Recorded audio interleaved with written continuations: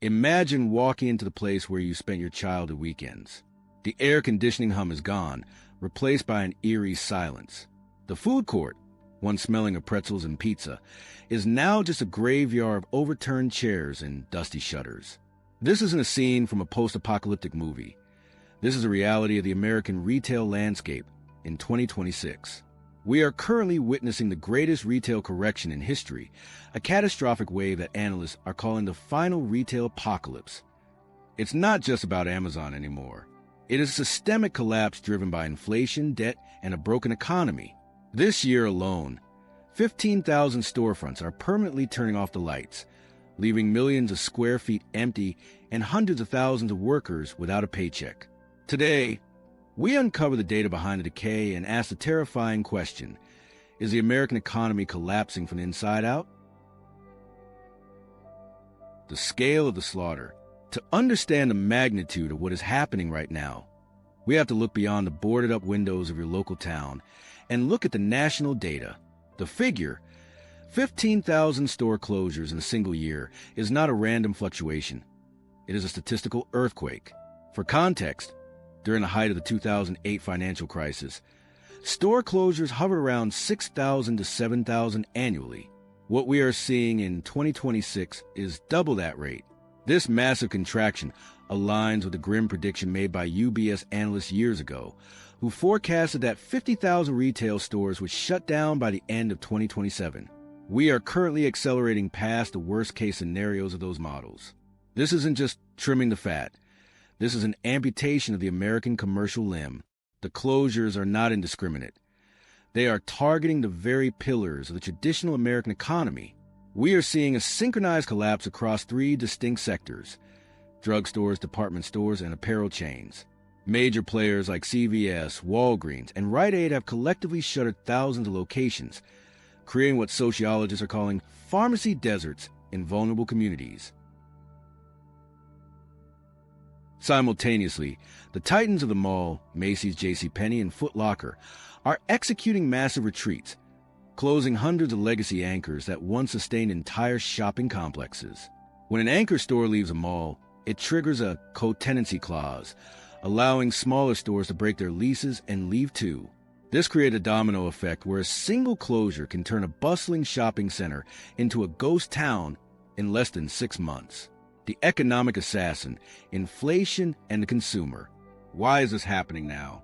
The primary driver is the utter exhaustion of the American consumer. For years, the retail sector was propped up by a spending boom fueled by stimulus checks and revenge spending following the pandemic.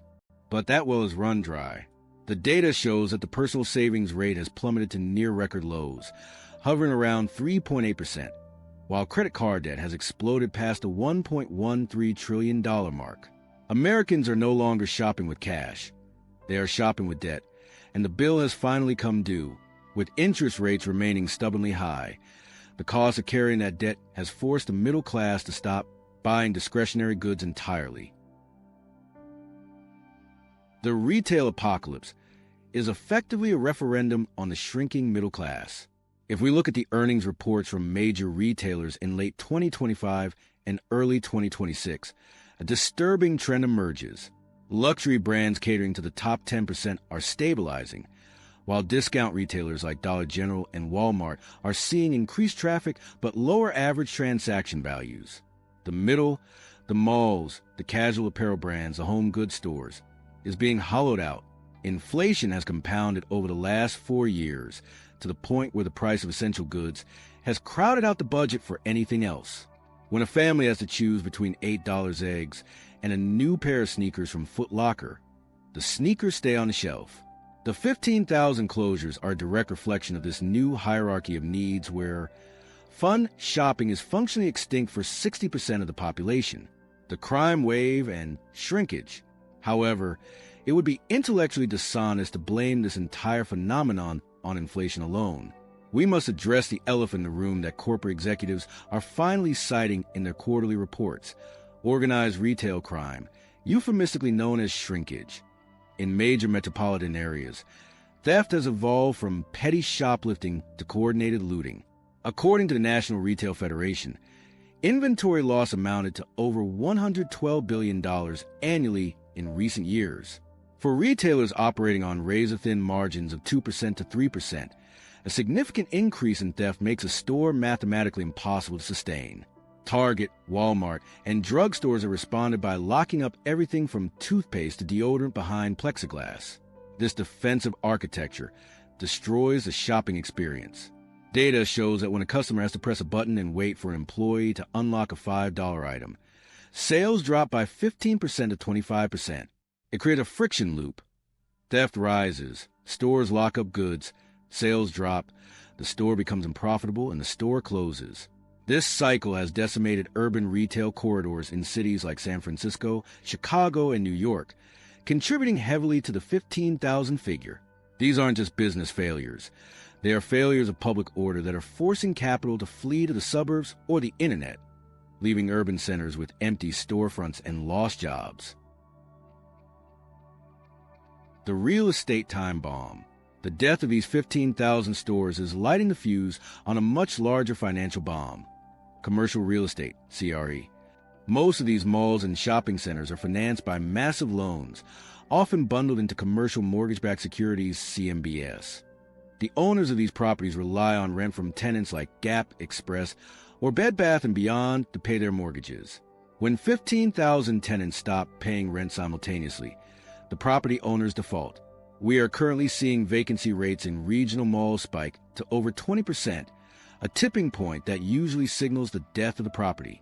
There is an estimated $1.5 trillion in commercial real estate debt maturing in the next 2 years, and banks are refusing to refinance these loans because the collateral, the mall itself, has lost 70% of its value.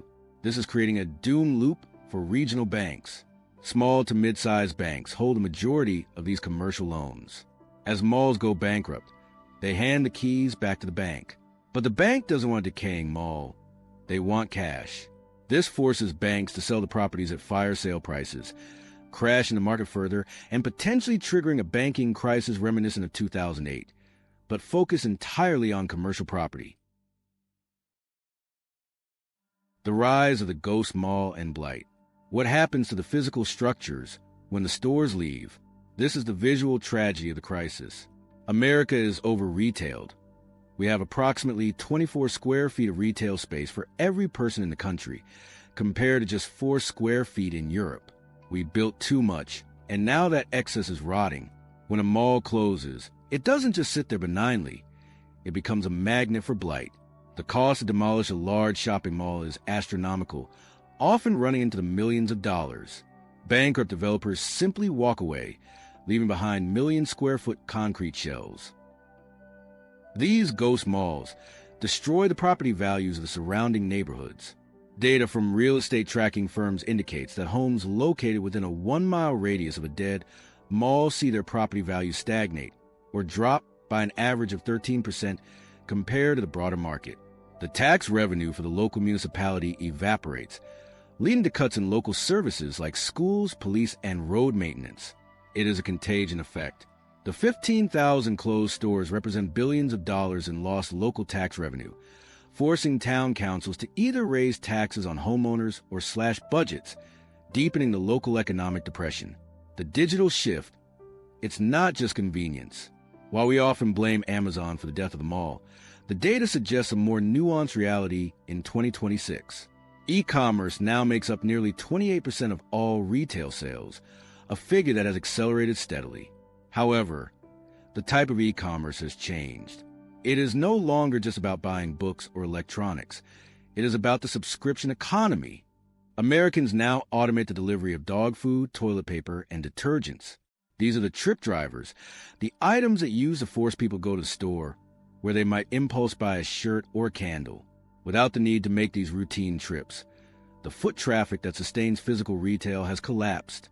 Malls were built on the premise of browsing. But in an era of algorithmic targeting, we don't browse. We search, click, and receive. The physical store has lost its utility as a discovery engine.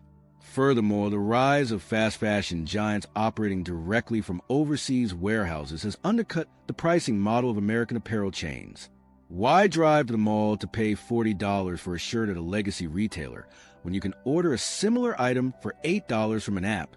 The economics of globalization have finally made the physical American storefront an inefficient middleman that the market is ruthlessly eliminating.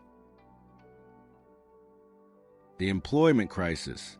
We often talk about the economy in terms of stock prices, but the most painful statistic regarding these 15,000 closures is a human one. Retail is the largest private sector employer in the United States. It has traditionally been the entry point for young people entering the workforce and the safety net for older workers needing supplemental income. The closure of 15,000 stores translates to an estimated loss of over 200,000 to 300,000 jobs in a single year. These are not just numbers. These are livelihoods. And unlike the manufacturing jobs of past, these retail jobs are not being replaced by equivalent positions. An Amazon warehouse employs a fraction of the people per square foot compared to a shopping mall.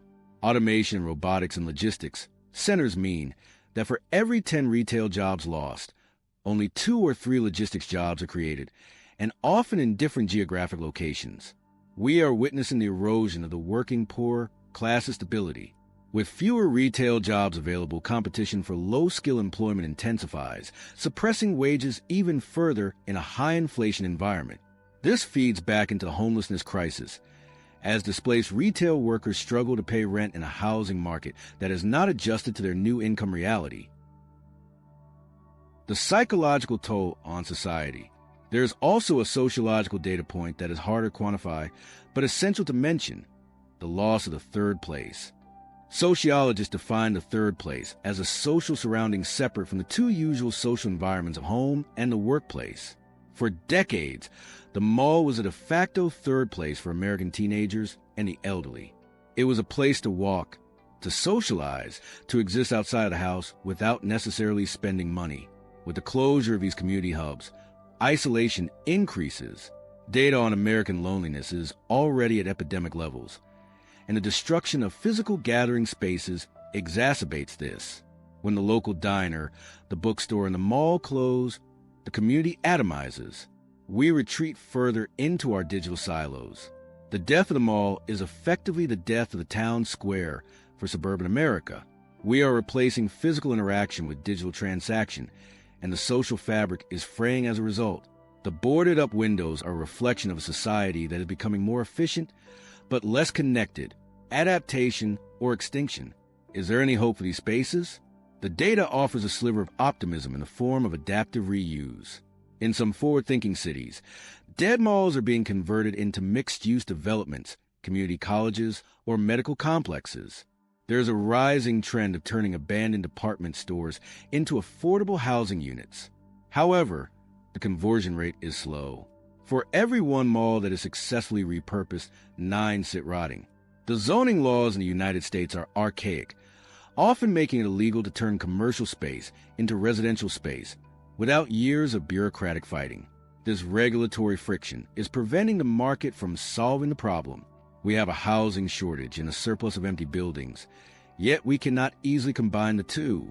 Until local governments drastically deregulation zoning laws to allow for rapid conversion of retail to residential, these 15,000 empty stores will remain monuments to a bygone era.